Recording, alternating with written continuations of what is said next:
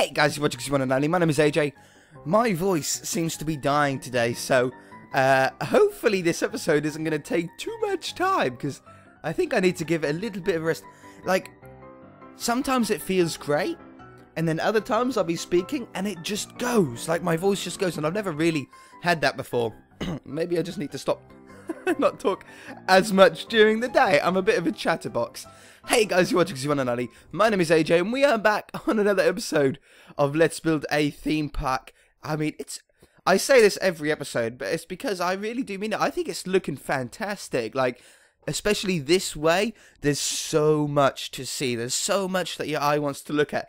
Today, we're going to be working in this little space here. We're going to do another little mini game. This is sort of a little chicken mini game. We're going to do another mini game, which requires a bow as well. By the way, this never burns. I don't know why it's on fire. It never burns because I've got fire spread off, obviously. Whenever you're doing anything with lava on a creative world, it's always a good idea to turn fire spread off. My voice is coming back. It's good. So today, you know, these sort of duck shoot, they remind me when I go to like a fun fair or a carnival or something like that.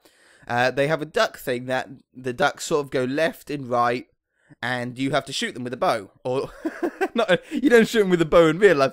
I don't know, you might shoot them with a water gun, maybe, or possibly, depending on where you're at, you might even use like a little cap gun, or even a little air rifle, a little lead pellet gun. There's a few different ways. So I want to try and do that here in Minecraft, which I think I've got potentially a way to do it. I'm a little bit dubious of it still, but we're going to give it a good crack. And I like doing things for the first time on camera. So this side, for this sort of test one at least, is just going to be a powered rail and some sort of block. I'm going to use, well, that red wool could look nice, couldn't it? If I've got it, I might as well use it. We're going to have a block at the end with a powered rail, and then maybe, I don't know how much we're going to really need of this normal rail. It depends on how wide you want it to be and how fast you want it to go. I think for now I'm going to put another one like that in there, and then I'm going to put one more in, this one, then this one. Okay, and there's a reason behind that. I'm going to power this one, and power this one. Don't worry, we can neaten up the torches afterwards. I'll probably end up putting the torches underground, or in fact, what might be a little bit easier to do, because you're not going to be able to see the track anyway by the time we're finished with it, we might as well then put a redstone block underneath it, and then it looks neat. We're not going to be able to see the track when it's finished. That's the plan, so it doesn't really matter what block we have underneath it. What's up, dog? My postman just arrived. Do you want to go out? Does he want to go out? You can go out if you want. Go on in. Let me just do the good door, guys. I'm so professional, aren't I? Come and see. How'd you go? Go see. There we go. Let me just shut the door again. Behind the scenes of the One and Only, huh?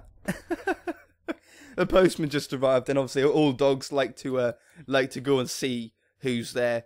So basically, what I want to do is I want to put villager eggs in here. Okay, so we're going to put some in here as a test. Okay, and we're going to need a minecart, and we're going to have to trigger this redstone, what would you call it, powered rail, sorry, just before this dispenser is powered. I would power them at the same time, but they don't always work. In fact, I don't know how well it works. Let me try it. Last time I tried this, I put a dispenser right there, and then I put a minecart on top of it, but it still didn't seem to activate it properly. But we'll give it a go. We'll give it a go. So for this first test, what I'm going to do is very basic. I'm just going to line 2 runs of redstone into it, and then we'll have some sort of button here to activate them. Yeah. See, the car ends up going before the villager. I'm going to have to now kill you. So the way that we're going to get around that is, well, you did actually end up going in it, but that's not good enough. I don't want an empty cart running for the first couple of times. We're going to try putting a delay on this one to see if that works. Oh, I didn't put a... Did I put a cart back? I might not have... Remember to put a cart back. I thought, well, he's in it. It looks good. Okay, it seemed to be a little bit premature still. So, I'm hoping this is going to be set back in. Yeah, that looks good. That looks like it's reset back in. Let's try another repeater here. And let's try it again. You know, it seems like the delay isn't doing anything. Almost like the dispenser is actually setting the rail off, which would make sense, actually. So let's try that. I'm going to put this back down to 1, because I swear 2 would have been too much anyway. That's what it was. When I was activating this redstone, it was activating the dispenser and the powered rail. That's the only thing I can think of. Okay, there we go then. I was right. I was like, why isn't this working? Okay, so now he went all the way and he come back. But we don't want him to come back and stop. We want him to come back and keep going, which means that this has to be powered at all times. Now, we could do that a couple of different ways, but the main sort of way would be to use some sort of T flip-flop. So what I'm going to do is I'm going to use a sticky piston here. Let's just get rid of that for the moment. So, again, guys, this is a bit of a rough redstone styled one. It's not amazingly compact, I do know, but don't worry about that. So what we're going to do now is we're going to place down a piston down here with a block on it, and this makes a monostable circuit. It's still going to activate the cart and the villager, but it's also going to activate this monostable circuit to come round to activate, hopefully, a T flip-flop. We're going to build this T flip-flop with a repeater, a sticky piston, and then a block of redstone. And then all I'm going to do is put down that like that. Hopefully, that should work. Okay, yeah. So now the block of redstone has been pushed forward, and the powered rail is always being lit. The way that this works, by the way, guys, if you haven't seen my redstone series, is that the monostable circuit cuts down what is a normal length pulse. When you hit a button, you know the redstone stays on for, I don't know, is it like a second and a half or something like that? Well, this cuts it down to only one tick, one Minecraft tick of pulse. So the one tick goes through the repeater, the one tick then goes into the piston, but one tick isn't enough to extend the block and bring it back. It's only enough to push it, and then the piston goes back so fast that it can't pull the block back. However, if we activated it again, it would actually pull the block back. So it's like a miniature T flip-flop. So that's how we can turn this on and off. And now he's going back and forth. He is extremely fast, though. There isn't going to be much we can do to slow him down an awful lot. Possibly putting a normal rail in here. Oh, autosave. Actually, that slowed him down quite a bit. And if we had the archery back here, we can see him going back and forth. Obviously, one isn't quite enough, though.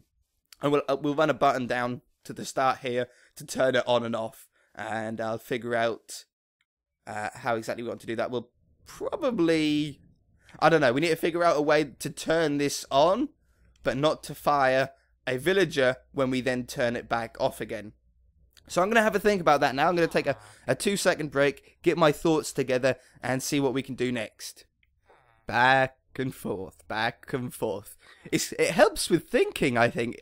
I've just been watching him and thinking about redstone, and it's quite mesmerizing. I think the way that we're going to do it is we're going to actually have 2 buttons. The first button, like how we've got already, will activate the dispenser.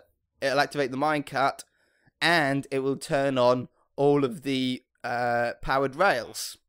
But then, to finish it for the off switch, I'm actually going to have a different button to press, which just activates the monostable circuits going into the T flip-flops. We're not going to touch the other bits. So, now I think it's time to sort of try and compact this up a little bit more. I mean, I don't really mind it being large. I don't mind the redstone being a little bit wacky. I mean, I'm okay at redstone, but I'm not the best at compacting it. It's not my thing, and you're going to have to get out of the way. because you are going to drive me nuts otherwise. Okay, get out of there. So, to power the powered rail, I'm going to actually hook up the 2 leads going to it, or we're going to split off from 1 lead into that one. This one, well, you know what? If I powered this, that should power both of them, am I right? Yes. Wonderful. Okay, that compacts it up a lot easier just to start off with. Get rid of that. And then we need... Well, let's run this lead all the way back. Or at least back to a sort of starting point. That might be out of distance. Nope, it's still in distance, just, it seems. Okay, so we've now got the dispenser turning on, and we've got the powered rail powering, but the powered rail doesn't then stay on, so we then need to run this through a monostable circuit, which we shall do. I always like putting a repeater before and after it. You don't need to, admittedly. I just like it. It just makes it look a little bit neater for my own personal preference. So we're going to have another repeater coming off the side of this, which then goes into our T flip-flop, which we don't want powered yet. And then that can go, no. I don't want it to go into that. We want it to cross over, don't we? We want it to go under here, like this, and then up the other side again, like that. That should do it for now. That'll work for now. So now when we hit the button, where'd my button go? Oh, it's on this one. Okay, so we get the villager, pop out, and the powered rail is now on. So step by step, we are actually, we're getting it. My voice seems to be better now as well. And then now what we want is we need another button to turn the stuff off without affecting the other stuff. So now we just need to turn this T flip-flop back off again without affecting the dispenser or this lead at all. So without affecting that lead at all we need to do is, well, we could use the same monostable if we wanted to. I'm going to use a different one. Doesn't really bother me too much. So we'll put another one in here, like that. And now, when we hit this button, the redstone block has now been pulled back, and the powered rail is off. I hope I'm explaining this in a way that you guys could follow if you wanted to. If you can't and you've got a couple of questions, just put them in the comment section. I'll hopefully be able to answer them in text form. So now we've got that, it's just a matter of setting up as many of these as we want at different distances. It would also be nice to have some of them start on that side, which just means running a lead down there. Let's do that together. Let's do one that activates this way together. If I want to put a repeater in so we can actually just continue the lead straight on. Let me just see if that activates. If I put a piston there, I should be able to see it all the way from the other end of the machine. Yep, wonderful. I just want to check that actually the redstone was getting all of the way. And we should probably be counting 1, 2, 3, 4, 5, 6, 7, 8, 9, 10, 11, 12, 13, 14. I'm going to be safe and put a repeater there. And then we're going to come back round this side where the other powered rail... Where's my powered rail? Oh, I haven't got one. Powered rail, a normal rail. I know I had one in my inventory. It doesn't matter. Powered rail is going to go here. And then we'll do the same thing. We'll run down here. We need another powered rail here, which is always being powered. The reason why I've got a powered rail so short after is so if they do get turned up, we shouldn't really need it, but it's just for my peace of mind. Again, it might not actually be necessary, but I like the speed that they're going at, so I don't really want to play around with it at the moment. I'd rather not mess something up. Okay, we got that there. Block on this side. Block on that side.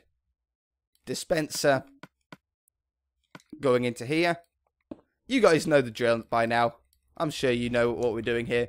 And then that goes down to there. And then we just need to hook this rail up to the same line as that rail is being hooked up to. And it's probably a good idea to keep the same delay between them. So if we've added 2 repeaters between this one and this one, we probably want to add 2 repeaters that are on this rail as well. Okay, so let's just get this close to it. I am hiding this one underground. We will probably hide all of them underground. It wouldn't surprise me. Oops, I went too far. Aha! That's one problem. That's one problem solved. Under this one. Oh. I'm going to put another... no, it still doesn't work, will it? This is so difficult. It's so hard to try and get everything to go right. I mean, we could do this with a torch and then have that there, but now it's on, so then we need another inverter, which isn't difficult to do. We'll just do that, and now it's inverted the signal, but that might also count as the 1 tick from the repeater. So we need 1, 2, 3, 4, 5, 6, 7, 8, 9, 10, 11, 12, 13, 14, 15. Place a torch. That's 1 repeater. It's the same as a repeater. We're just inverting the signal instead. So that's only got 2. So then we want to put a 3rd one in just to make sure we've got roughly the same delay. So I'm going to put a repeater in right here, seeing as though it's not going to cause any problems. Let's do a test by putting some villager eggs in this one and a minecart on there. And if we've done this right, it should just work. Poop. Minecart activated. Whoops. Minecart activated before the villager did. So that means that the track has too little delay. So I'm gonna add a little bit of delay there. Place my minecart back again. The reason why I'm showing you this is so that you guys might be able to learn how to what the hell? How to get around problems with redstone if you come across them. Oh, that turned it off, obviously, yeah. I didn't put a minecart back, did I? Just turn it off again. I didn't remember to turn it off, otherwise we're going to be having problems and we're not going to know what's going on. Okay. Minecart goes back. Let's have a look at it. Hey, so he's working now. So we've now got 2 in there, both going at different speeds, or both going in different directions. Let's turn that off again. I'm going to get some more villager eggs now to go into this one, and we'll see how both of them run together. And then I might add either 1 or 2 more. I don't really know. I tell you what would also be nice would be to have well, no, the minecarts might manage to get back to their reset position on their own after the villager has been shot out at. I doubt it will. If it doesn't, then we'll have to think of another way to get the minecarts back. Oh no, why did the other one not fire now? I tell you what, I think I know what this problem is. I think because of console redstone, I think this one, or both of them, in fact now, are actually, the more redstone that you've got on a world, the more funkier it can sometimes act. I don't know which fired first. I wasn't looking. I expect that the cart fired before the villager did. So if that's the case, we want to put a little bit more... I don't want to put a delay on there if possible. We want to put a little bit more delay on here. Or less delay. Well, there isn't no delay on that one. More delay on this one? Yeah, we could do that. We could do that. Okay. I'm gonna cut away for a couple of seconds and sort of really not polish, but just change this up a little bit, add some things that we might need, and I'll come back once we've got this working. I might add a third one. I think 3 will be enough. Okay, so you know what I was saying at the beginning of this episode? I was saying how the dispensers, sorry, I always like to put one block in front of the powered rail.